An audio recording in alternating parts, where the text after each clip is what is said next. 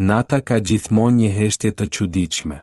Është ajo heshtja që të bën të ndalosh frymën dhe të dëgjosh. Në fshatrat e vjetër shqiptar thuaj se natën rrugët nuk janë kur bosh. Edhe kur duket se s'ka asnjë njeri. Sepse nuk je vetëm. Gjyshërit tanë përcindin këtë paralajmërim brez pas brezi. Nëse natën dëgjon hapa pas teje dhe kur kthehesh s'ka njeri mos u kthe më kur. Thuaj se ato hapa nuk janë të gjallëve. Janë hapa të dikujt që ecën paralel me botën tonë një hije që se shohim, por që na sheh. Legjenda thot se ka disa shpirtra që nuk gjen dot preje.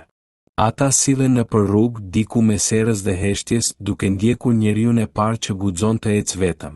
Dhe kur afrohen mbrapa teje i dëgjon qartë. Hap. Pas hapi. Sa më shumë ecën, aq më afër vijnë. Por pse nuk duhet kthyer koka? Sepse sipas besimit, sapo t'i shohësh i ke pranuar. I ke lejuar të hynë në energjinë tënde, në fatin tënd.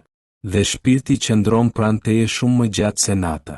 Në disa fshatra të thellë thoshin se kush është kthyer, ka parë vetëm një hije të zezë, pa formë ose dy sy që shkëlqenin sikur nuk ishin të kësaj bote. Disa thoshin edhe më keq, kush është kthyer nuk ka qenë më i njëjti njeri ditën tjetër.